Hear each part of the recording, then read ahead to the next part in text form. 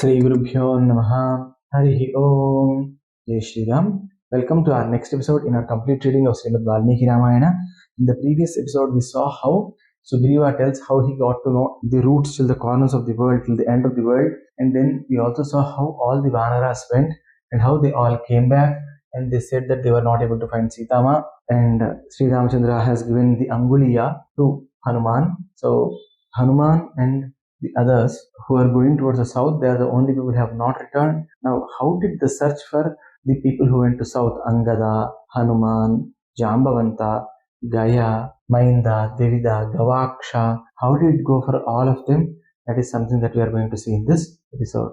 So, these Vanaras, led by Angada, they start their journey down south. Initially, the travel was a little good, but once they enter the Kandu Aranya, where they would find nothing to eat. They would not even find anything edible to eat. They would not find water to drink. That's because that Maharshi has cursed it because his son gets died there. So out of anger, he just gives a shapa to that place.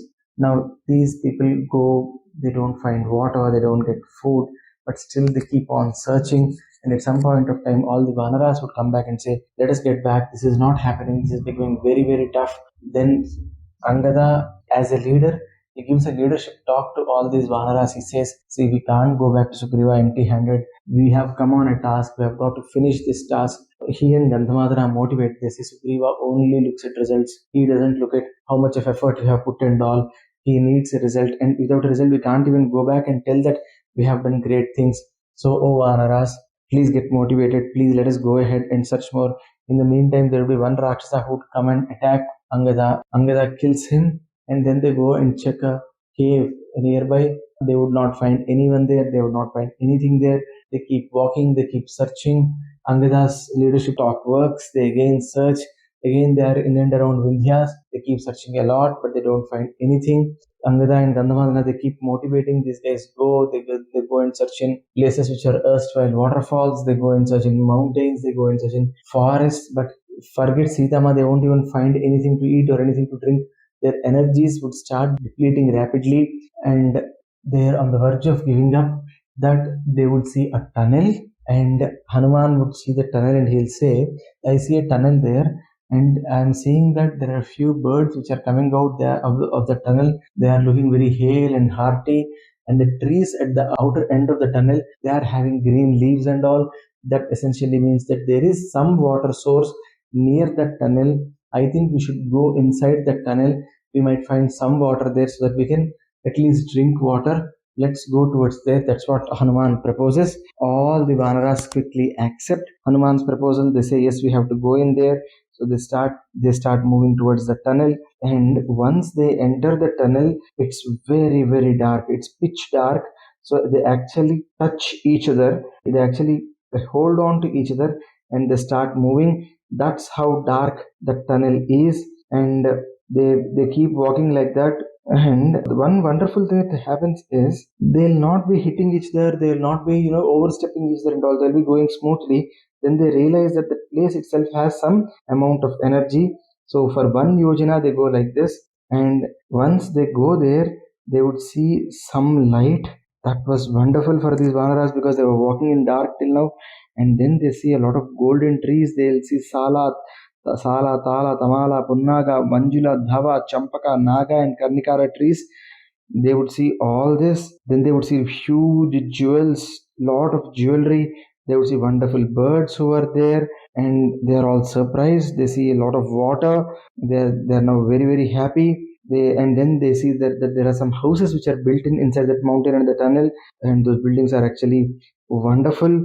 They would keep seeing each of these. Then they would see beautiful drinks that are placed, and they would see wonderful clothes that are placed in heaps. They are properly ordered, though there are too many clothes, but they are ordered. And then they would see these kambals which are used to cover our body during night and all. They're like the thick bed sheets that can help us keep warm at night. So they see that, and then As they walk, they would be seeing huge heaps of gold that was placed, and then they keep searching. They would not touch any of the food that they see. As they move forward, they would see a lady. That lady is wearing again the Narachira and all.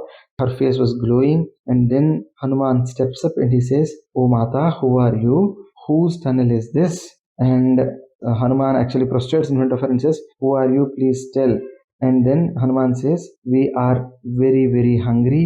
We are totally tired. We are famished. And somehow we were able to enter this tunnel. We see these beautiful things. We want to have some of these, but we also want to know whose things are these." See, this is the beauty there. So they saw food, but they did not touch it. They saw food, they saw gold and all, but they realized that there would be someone who's guarding all this. And since this is not ours, we would take permission before we even touch it.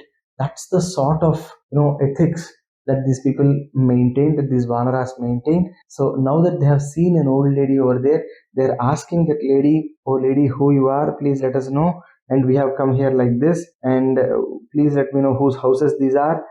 We are here for this, for so and so work, and we really want to know." And then that lady, she looked back at Swami Hanuman and she said, "Oh Vanara, there was a great person who knew a lot of magic, and his name is Maya, and he created this entire golden forest by himself.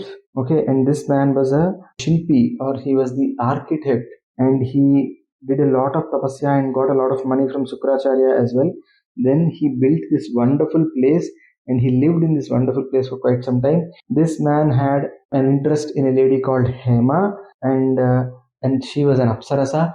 Since he was after an Apsarasa and that was going against the rules of the world, Indra killed him, and then Brahmadeva gave this entire property which she had to Hema, and now she is introducing herself. "I am the daughter of Meru Savarni. I am a friend of Hema, and Hema has asked me to stay here and look after this property. So, and I am taking care of this entire property. Oh Vanaras, why did you come here? What was your work? But I see that you are all famished. Please have that water. Please have the fruits. Please have the food that is available here.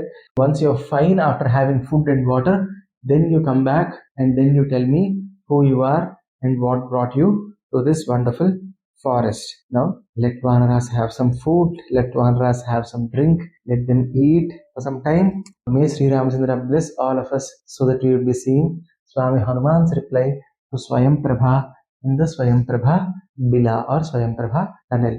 Sarve bhavantu sukhinah, sarve santu niramayah, sarve bhadrani pasyantu, ma kaschid dukkha bhag bhavet, sarvam satvi sasmara swam charanaravinda arpanamastu. Swasti. Jai Shri Ram.